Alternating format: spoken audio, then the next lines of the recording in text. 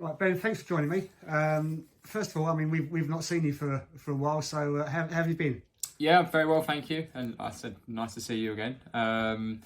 Yeah, it's been tough last year in terms of football wise, but obviously, as I said before, there's been a bigger picture at play, isn't there, with everything that's been going on. So it's given us time to do and plan and things like that sort of thing, which I suspect most clubs have probably had more time to do than usual. So out of adversity, sometimes there's some sort of positivity that comes out of it. So hopefully in the next few months we can bring some of those plans to fruition and move the club forward and such like. Excellent. I mean, so we've been down here today. You had a showcase game against Mad About Football. How do you feel that went?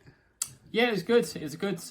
We played them a few weeks ago in a game against their under-16s with my academy team. That was a good match. Lots of scouts here and things like that sort of thing. And again today, we thought we'd up the stakes a little bit in terms of age. And I say actually, some of the boys who played the other week played again today. Actually, quite a few of them did. So no, it's pleasing. If you think about it, there was what did we have? We had two first years. So the two fullbacks, 16 and 16. Two centre halves were 18 and 18. Goalkeeper 20. Three in midfield were 17, 17 and 19.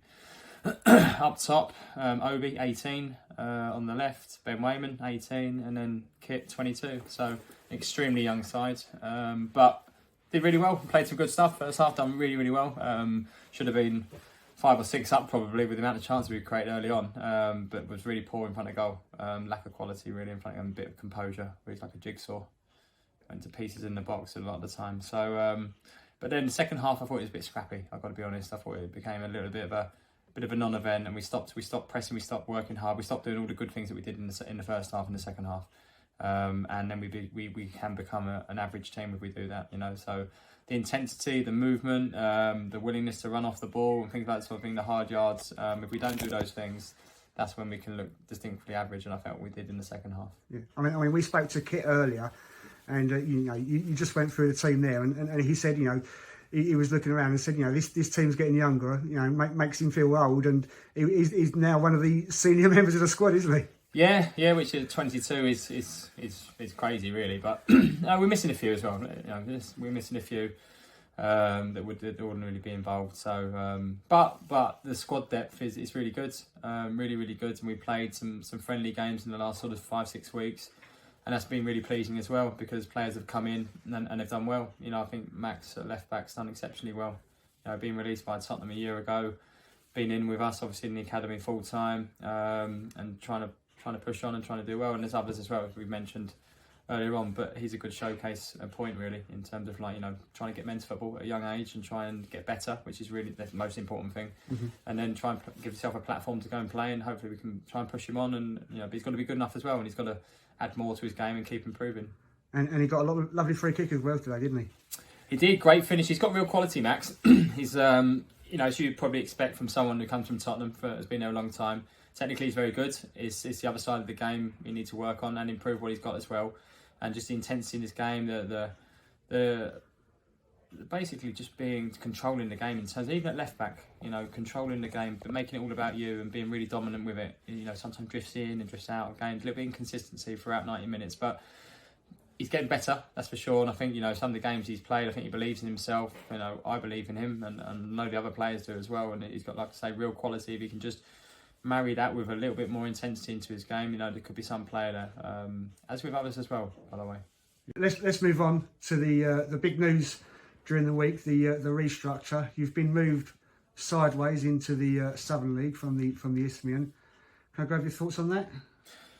Yeah, it's a bit of a shock really, because we never looked at it from a league's point of view. We always looked at it from our own point of view, which was maybe a little bit naive at times, maybe.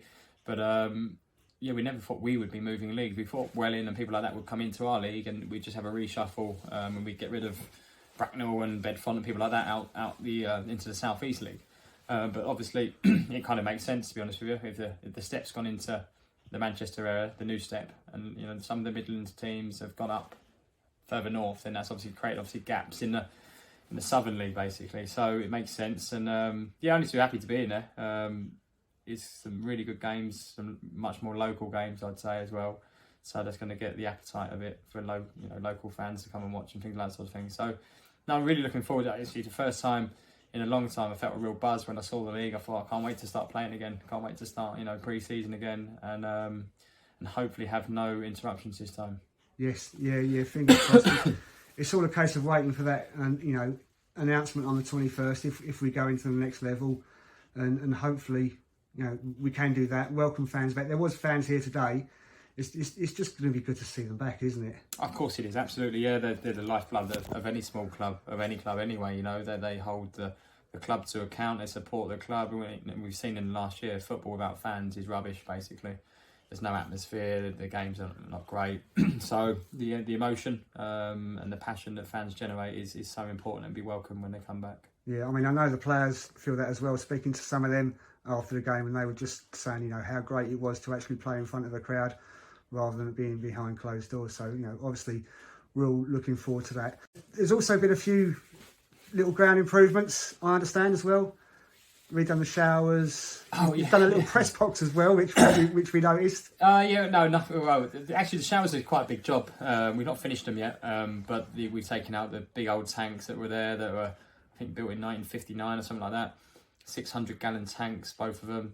Costing us a fortune to heat up, and not really economical or very good in terms of energy efficiency as well. So we've got rid of them and updated them, sort of thing. So, I mean, the bigger plan obviously would be to upgrade the stadium as a whole.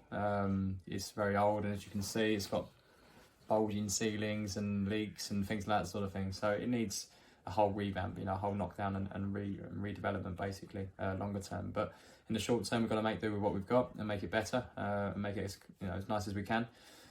So yeah, it's important. I've got to say, big thanks to all the volunteers here, because it's been really good. People have been coming down here in lockdown to do weeding, chopping down trees, all sorts of stuff really. But it's been a real sort of hub for social interaction with people that need it as well. We're social creatures, humans, and we need to talk to people and that sort of thing. So people that are on their own, that are more elderly than me, been coming here, and it's been really pleasing to see. It's a real sort of joint effort, but it's a nice vibe about it in terms of people are really subscribing to what we're trying to do, and it's a nice place to be, and there's good people here, which is really important. So long may it continue. Yeah, and then one final thing. Obviously, you're all finished now. That was your last, if I say, end of season game or whatever we're going to call it. When are you back in training? And then obviously you're going to have some pre-season friendlies July sort of time, I'm guessing. Yep. So we'll be back in. I'm very aware of overdoing it in terms of start training next week, and you're basically training for 11 and a half months or something silly like that. So for me, the players should go away, have a rest. It sounds a bit silly because we haven't really played, but mentally rest, switch off, gear themselves up to coming in and doing a full pre-season with a full season hopefully on the cards ahead. So we'll be coming back in on July the 3rd. We've got various games coming up during that month and into August as well. And then culminating with the first game of the season on the 14th of August, hopefully. If we come out and everything's fine, we're allowed to play football with fans. I think that's really important. And may I just say that, I think that locally, we're going to get hopefully more fans coming to see us. I really hope that's going to happen. And we saw signs of it last year. When we played Harlow, it was our only Saturday game, would you believe, last year. And I think we had over 320 people there. So I'm really hopeful with what we're trying to do. We've gone into partnership with HERTFORD TOWN Youth as well, as a grassroots club as well. So that's a really positive for the football club as well, to start actually making this a real sort of conveyor belt of talent and players coming through into the first team. But also as well, if you don't make the first team, but you're a fan of the club, get them involved at the club at a young age, and being in and around the football club and making it a nice place to be, basically. So that's really important. And then, hopefully we can be successful with our planning application for an AstroTurf. And that comes to fruition in the summer, and we can start building that straight away, and that can hopefully serve not just ourselves but also the wider community as well, and be a real hub for the community and also obviously for football. That's it. Well, Ben, thanks very much for joining me, and we shall see you again soon, mate. Thank you very much.